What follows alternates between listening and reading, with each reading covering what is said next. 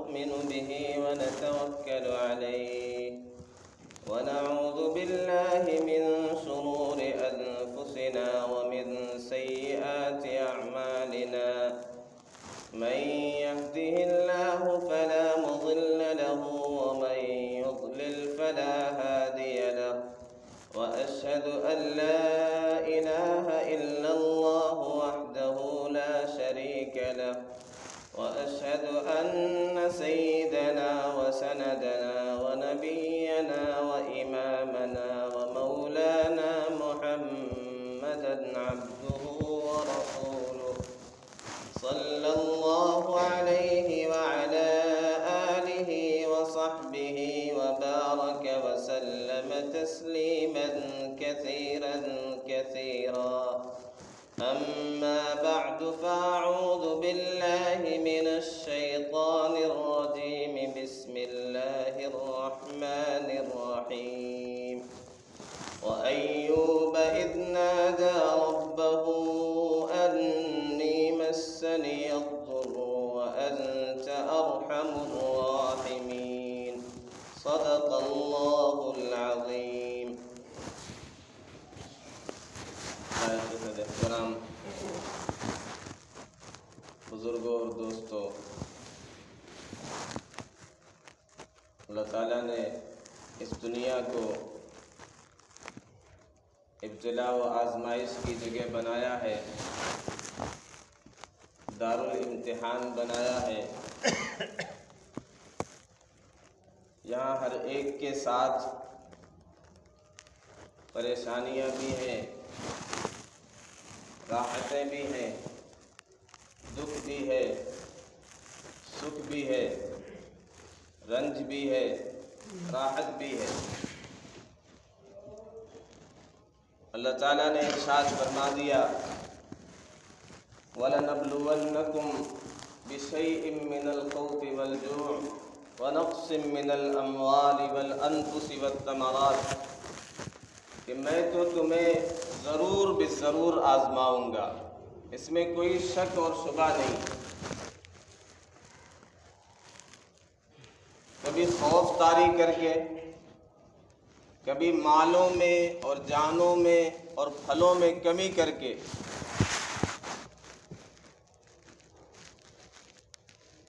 آزمائش یہ زندگی کی فطرت ہے، یہ زندگی کا حصہ ہے۔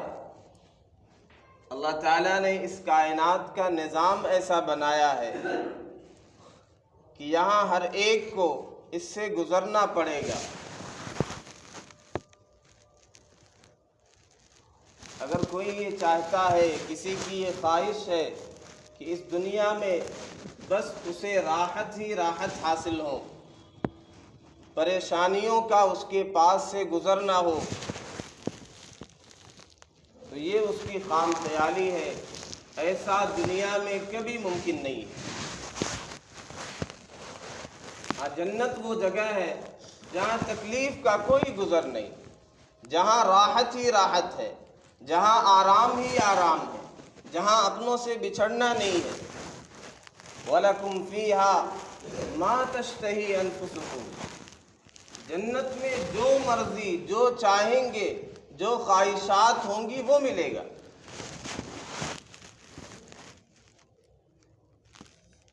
لیکن دنیا کا دستور یہ ہے، دنیا میں اللہ کا نظام یہ ہے اور اللہ کی حکمت عملی یہ ہے کہ اسے اللہ نے دارالامتحان بنایا۔ کسی کے گھر سے جنازہ اٹھ رہا ہے، کوئی حادثات کا شکار ہو رہا ہے، کوئی بیماریوں میں مبتلا ہو رہا ہے، کسی کے یہاں اولاد نہیں ہے، کوئی مالی اعتبار سے پریشان ہو رہا ہے، کاروبار کے اعتبار سے ابتری کا شکار ہو رہا ہے، ہر ایک کے ساتھ حالات لگے۔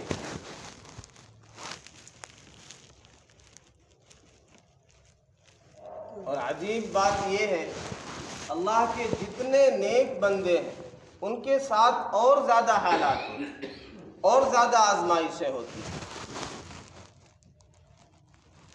صحیح بخاری کی روایت ہے، سیدنا ابو ہریرہ رضی اللہ تعالی عنہ راوی ہیں، فرماتے ہیں من یرید اللہ بہ خیرا یصبہ، اللہ جس کے ساتھ خیر کا ارادہ فرماتا ہے، جس کے ساتھ بھلائی کا ارادہ فرماتا ہے، اللہ اسے آزمائشوں میں مبتلا کرتا ہے، اس پر حالات آتے ہیں، پریشانیاں آتی ہیں، مصائب کا گھیرا ہوتا ہے، تو اللہ جس کے ساتھ خیر کا ارادہ فرماتا ہے اس کے ساتھ حالات آتے ہیں۔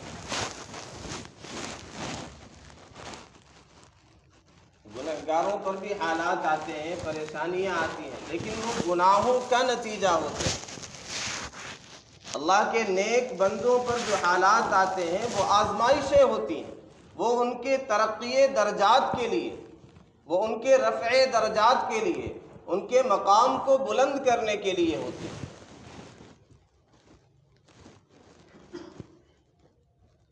پیارے آقا صلی اللہ علیہ وسلم نے ارشاد فرمایا، اللہ جس کے ساتھ خیر کا ارادہ فرماتا ہے اسے آزمایا جاتا ہے، وہ مصائب کا شکار ہوتا ہے۔ صحیح بخاری کی روایت ہے، ایک خاتون جو باندھی تھی، سیاہ فام عورت، سیدہ عائشہ رضی اللہ عنہا کے پاس ان کی مجلس میں جب بھی جاتی، وہاں بیٹھتی، گفتگو ہوتی، آخر میں ہر مجلس کے آخر میں ایک شعر پڑھا کرتی تھی۔ وہ شعر کیا تھا؟ وَيَوْمُ الْوِشَاحِ مِنْ تَعَاجِيبِ رَبِّنَا أَلَا إِنَّهُ مِنْ بَلْدَةِ الْكُفْرِ أَنْجَانِي۔ ہر مجلس کے آخر میں یہی شعر پڑھا کرتی تھی، وَيَوْمُ الْوِشَاحِ مِنْ تَعَاجِيبِ رَبِّنَا أَلَا إِنَّهُ مِنْ بَلْدَةِ الْكُفْرِ أَنْجَانِي، کہ ہار والے دن کا واقعہ میرے رب کی عجیب و غریب چیزوں میں سے، کہ اللہ نے اس کے ذریعے سے مجھے کفر کے ملک سے، کفر کے شہر سے، کفر کے چنگل سے آزاد کر دیا، نجات دلا دی۔ ایک دن سیدہ عائشہ رضی اللہ عنہا نے پوچھ ہی لیا کہ ہر مجلس میں اس واقعے کا تذکرہ کرتی ہو، کیا بات ہے، کیا واقعہ ہے، کیا قصہ ہے؟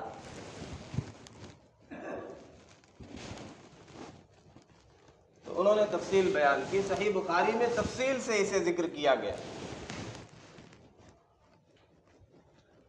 ان ولیدۃ سوداء، ایک حبشی باندی، سیاہ فام باندی، عرب کے کسی قبیلے میں یہ غلام تھی، انہوں نے اسے آزاد کر دیا، تو ان کے ساتھ ہی یہ رہنے لگی، کہیں گئی نہیں۔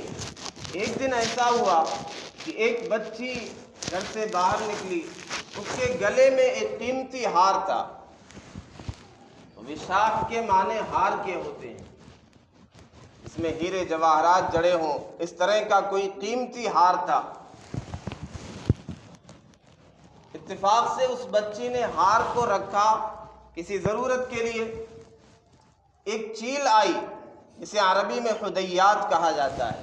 اس کے بارے میں حدیث میں یہ ہے کہ اسے حرم میں ملے یا حل میں ملے، اسے مار دیا جائے۔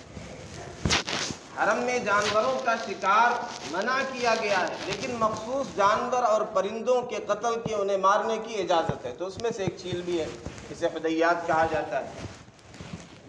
ایک چیل آئی، اس نے سمجھا کہ شاید یہ گوشت کا ٹکڑا ہے، اس نے اسے اچک لیا۔ اب لوگوں نے تلاش کرنا شروع کیا، تو قبیلے کے لوگوں نے تہمت لگائی کہ اس خاتون نے، اس باندی نے چوری کی۔ اب تلاشی شروع کی گئی، خاتون فرماتی ہے کہ انہوں نے میری تلاشی شروع کی، حتی فتشوا قبلی، میری شرمگاہ میں بھی تلاشی لی گئی، اس حد تک ذلیل کیا گیا۔ اللہ کی شان، کچھ دیر کے بعد وہ چیل آئی، اس نے وہ ہار اوپر سے گرا دیا، تو اس نے کہا ھذا الذی اتہمونی بہ، یہ وہ چیز ہے جس کی وجہ سے تم لوگ مجھ پر تہمت لگا رہے تھے کہ میں نے اس کی چوری کی ہے، دیکھیے میں اس سے بری ہوں۔ اب یہ ایسا بدظن ہوئی ان لوگوں سے، یہ خاتون کہ یہ طے کر لیا کہ اب اس جگہ کو، اس علاقے کو خیرباد کہہ دینا ہے، چھوڑ دینا ہے۔ اللہ کا نظام ہے، آزمائش آئی، پریشانی آئی، حالات کا شکار ہوئی، اب اس نے رفت سفر باندھ لیا، پیارے آقا صلی اللہ علیہ وسلم کے دربار میں پہنچ گئیں، مدینہ پہنچ گئیں، نبی اکرم صلی اللہ علیہ وسلم کے پاس تشریف لا کر کے توحید کا جام پیا، دولت اسلام سے سرفراز ہوئی۔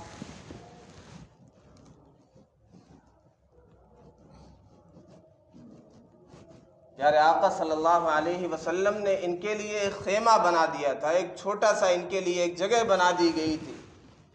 کانت تقم المسجد، مسجد کی دیکھ ریکھ کرتی تھیں، جھاڑو وغیرہ لگا دیا کرتی تھی، تو ایک جھونپڑی ان کے لیے بنا دی گئی۔ جب ان کا انتقال ہوا، رات میں انتقال ہوا، صحابہ نے کہا کہ رات کا وقت ہے، پیارے آقا صلی اللہ علیہ وسلم کو جگانا، تکلیف دینا مناسب نہیں ہے، ہم ہی تدفین کر دیتے ہیں، جنازہ پڑھ دیتے ہیں۔ تو انہوں نے تدفین کر دی۔ رحمت دو عالم صلی اللہ علیہ وسلم کو جب علم ہوا، آپ نے پوچھا وہ خاتون کہاں ہے، بوڑھی عورت کہاں ہے؟ تو صحابہ نے بتلایا، پیارے آقا صلی اللہ علیہ وسلم نے کہا تمہاری نگاہ میں وہ ایک معمولی خاتون ہوگی، یعنی آپ نے جو آگے عمل کیا اس سے عملی طور پہ یہ بتلایا، یہ جملہ نہیں حدیث میں۔ آپ نے کیا کہا، وہ جملہ کیا ہے؟ افلا آذنتمونی، تم نے مجھے بتلایا کیوں نہیں؟ دلونی علی قبرہا، مجھے اس کی قبر کے پاس لے کر کے چلو، مجھے بتلاؤ اس کی قبر کہاں ہے۔ پیارے آقا صلی اللہ علیہ وسلم اس خاتون کی قبر کے پاس گئے، آپ نے الگ سے نماز جنازہ پڑھی۔ وہاں سے مسئلہ نکلا کہ ولی اگر نماز جنازہ میں شریک نہ ہو تو 3 دن تک اجازت ہے، بعد میں وہ نماز جنازہ پڑھ سکتا ہے۔ دنیا جسے سمجھتی ہے معمولی خاتون، دنیا جسے سمجھتی ہے کہ ایک سیاہ فام عورت ہے، پیارے آقا صلی اللہ علیہ وسلم سے پوچھئے، آپ سے پوچھئے کیا عظمت ہے، کیا عزت ہے، کیا وقار ہے پیارے آقا صلی اللہ علیہ وسلم کی نگاہ میں اس خاتون کی۔ آپ نے الگ سے جا کر کے اس کی نماز جنازہ پڑھی۔ اب اس میں بے شمار مسائل علماء نے بیان کیے، میں جو اصل بیان کر رہا ہوں، وہ شعر پڑھا کرتی تھی، وَيَوْمُ الْوِشَاحِ مِن تَعَاجِبِ رَبِّنَا أَلَا إِنَّهُ مِن بَلْدَةِ الْكُفْرِ أَنْجَانِي، ہار والا دن، وہ واقعہ اور قصہ تو میرے رب کی عجیب و غریب چیزوں میں سے۔ اللہ نے حالات نازل کیے، حالات اتارے، پریشانیوں میں مبتلا کیا، میری عزت پر آنچ آئی، مجھ پر تہمت لگائی گئی، مجھے چورنی کہا گیا، لیکن اللہ نے اس کے نتیجے میں من بلدۃ الکفر انجانی، اسی واقعے کی وجہ سے، اسی مصیبت کی وجہ سے، اسی حالات کی وجہ سے کتنی بڑی دولت مل گئی کہ اللہ نے کفر کی سرزمین سے نجات دی، اسلام کی دولت سے مالا مال کر دیا۔ اور یہی نہیں، مسجد نبوی میں جگہ ملی، ایک جھونپڑی ملی، پیارے آقا صلی اللہ علیہ وسلم کی دعائیں ملی، آپ نے میرے لیے نماز جنازہ پڑھا۔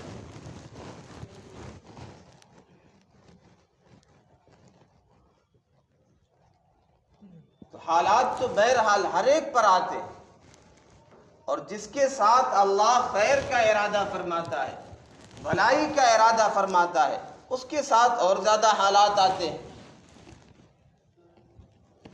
اور یہاں اس خاتون نے عجیب بات ہے، اس کا تذکرہ نہیں کیا، بس اس کا تذکرہ کیا من بلدۃ الکفر انجانی۔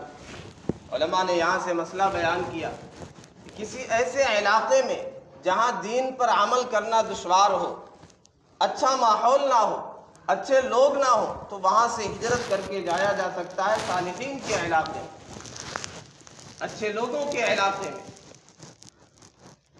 یہاں سے یہ بھی مسئلہ بیان کیا گیا کہ مسجد میں رہنے کی اجازت ہے، لیکن 2 شرطوں کے ساتھ۔ کوئی حاجت ہو، اپنا کوئی ٹھکانہ نہیں ہے، گھر نہیں ہے، اور فتنہ نہ ہو۔ صحابہ کرام رضوان اللہ علیہم اجمعین مسجد نبوی میں رہا کرتے تھے، ہجرت کر کے آئے، ان کے پاس کوئی گھر نہیں تھا، تو مسجد میں قیام کیا کرتے تھے۔ تو فتنہ نہ ہو اور حاجت ہو، ضرورت ہو، تو مسجد میں قیام کی اجازت ہے۔ اس میں بڑا سبق یہ دیا گیا کہ حالات جب آتے ہیں، پریشانیاں جب آتی ہیں، مصائب جب آتے ہیں، آزمائشیں جب آتی ہیں، تو اللہ کے نیک بندے اور اللہ کی نیک بندیاں ان بلایا کو، آزمائشوں کو عطایا سمجھتے ہیں، اس پر صبر کرتے ہیں، اپنا احتساب کرتے ہیں، شکوہ شکایت اور جزا فضا پر نہیں آتے ہیں، پھر اللہ ان کے لیے راہیں کھولتا ہے۔ رحمت دو عالم صلی اللہ علیہ وسلم پر کیسے حالات آئے؟ پیارے آقا صلی اللہ علیہ وسلم نے ارشاد فرمایا، جتنا مجھے راہ خدا میں ستایا گیا کسی کو نہیں ستایا گیا، جتنی تکلیفیں مجھے پہنچائی گئی راہ خدا میں کسی کو اتنی اذیتیں نہیں پہنچائی گئی۔ ایک مرتبہ سیدہ عائشہ رضی اللہ عنہا نے پوچھا، یہ بھی صحیح بخاری کی روایت ہے، باب ذکر الملائکہ، فرماتی ہیں میں نے کہا یا رسول اللہ هل اتى عليك يوم كان اشد عليك من يوم احد، یا رسول اللہ کیا آپ پر کبھی ایسا بھی دن آیا ہے جو احد کے دن سے زیادہ سخت ہو، جس میں اس سے بھی زیادہ آپ کو تکلیف پہنچی ہو، پریشانی پہنچی ہو؟ احد میں پیارے آقا صلی اللہ علیہ وسلم کے چچا شہید کیے گئے، سیدنا حمزہ رضی اللہ تعالی عنہ، ان کی لاش کے ساتھ جو سلوک کیا گیا وہ دنیا جانتی ہے، تاریخ میں موجود ہے۔ سیدنا مصعب بن عمیر رضی اللہ تعالی عنہ شہید کیے گئے، 70 صحابہ شہید کیے گئے۔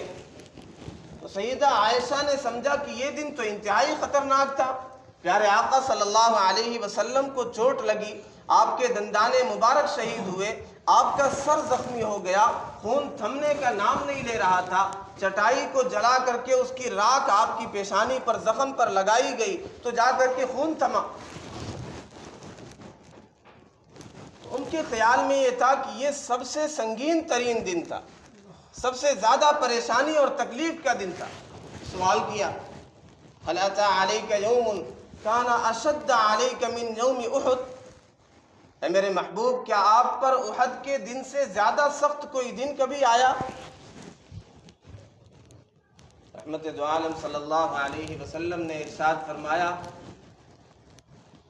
یا عائشہ لقد لقیت من قومک ما لقیت، تمہاری قوم کی طرف سے جو تکلیفیں مجھے پہنچی وہ تو پہنچی بہت سی ہیں۔ وَكَانَ أَشَدُّ، ان میں سب سے زیادہ سخت وہ تھی، اذ عرضت نفسی علی ابن عبد یالیل ابن کلال یوم العقبہ، سب سے سخت تکلیف، سب سے زیادہ پریشانی، سب سے زیادہ ایذا اور تکلیف اس وقت پہنچائی گئی جب یوم العقبہ کے دن، طائف کے دن میں نے اپنے آپ کو عبد یالیل پر پیش کر دیا۔ وَلَمْ يُجِبْنِي مَا أَرَدْتُ، میری جو مراد تھی، میرا جو مقصد تھا، میں جو پیغام لے کر کے گیا تھا، میں جو چاہتا تھا، اس بارے میں کسی نے کوئی جواب نہیں دیا، میری دعوت پر کسی نے لبیک نہیں کہا، مجھے کسی نے کوئی پناہ نہیں دی، بلکہ اوباشوں کو لگا دیا گیا، نوجوانوں کو لگا دیا گیا، وہ مجھ پر پتھر برساتے تھے، وہ ابر لطف جس کے سائے کو گلشن ترستے تھے، یہاں طائف میں اس کے جسم پر پتھر برستے تھے۔ پیارے آقا صلی اللہ علیہ وسلم ارشاد فرماتے ہیں، فانطلقت وانا مہموم علی وجہی، میں آگے بڑھا، میں چلتا رہا، میں غمگین تھا، فلم استفق الا وانا بقرن الثعالب، میں قرن ثعالب میں پہنچ گیا، وہاں جا کر کے مجھے ہوش آیا۔ میں کیا دیکھتا ہوں، فرفعت بصری الی السماء، آسمان کی طرف میں نے نگاہ اٹھائی، فاذا انا بسحابۃ، میں دیکھتا ہوں ایک بادل، قد اظلتنی، اس نے میرے اوپر سایہ کر رکھا ہے، فرفعت بصری فاذا فیہ جبرائیل، میں نے دیکھا اس میں جبریل ہے، انہوں نے سلام کہا اور کہا کہ اللہ نے سب کچھ دیکھا، آپ کی قوم نے آپ کے ساتھ جو سلوک کیا، اور آپ کا رب یہ کہتا ہے یہ پہاڑوں کا فرشتہ ہے، ملک الجبال یہ کہتا ہے اگر آپ اجازت دیں ان اطبق علیہم الاخبشین، میں ان دو بڑے پہاڑوں کو ان پر ملا دوں اور انہیں ملا کر کے پیس دیا جائے ساری قوم کو۔ یہ پیارے آقا صلی اللہ علیہ وسلم پر حالات آئے، لیکن آپ نے کیا جواب دیا؟ میں اس دہر میں قہر و غضب بن کر نہیں آیا، میں کیوں ان کے لیے تباہی کی دعا مانگوں؟ ارجو ان یخرج اللہ من اصلابہم من یعبد اللہ وحدہ، مجھے امید ہے اللہ کی ذات سے کہ ایک دن آئے گا ان کی آنے والی نسلیں وہ توحید کی پرستار ہوں، وہ شرک سے بیزار ہوں۔ رحمت دو عالم صلی اللہ علیہ وسلم پر حالات آئے، مصائب آئے، اور یہ سنگین حالات طائف کے موقع پر کوئی استقبال کرنے والا نہیں، کوئی بات سننے والا نہیں، اس کے بعد بھی مکے والوں کو بڑھ کر کے استقبال کرنا چاہیے تھا، تسلی دلانی چاہیے تھی کہ طائف والوں نے آپ کے ساتھ کیا کیا، لیکن کوئی آنسو پوچھنے والا نہیں تھا، کوئی تسلی دینے والا نہیں تھا۔ پھر اللہ نے کیا کیا؟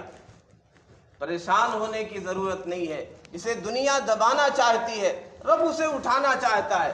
رب نے معراج پر بلا لیا، اس واقعے کے بعد پھر معراج کا واقعہ پیش آیا۔ ربنا یعلم انا الیکم مرسلون، کوئی جانے نہ جانے، کوئی مانے نہ مانے، رب تو جانتا ہے کہ آپ برحق ہیں، رسول ہیں، سچے ہیں، صادق ہیں، امین ہیں۔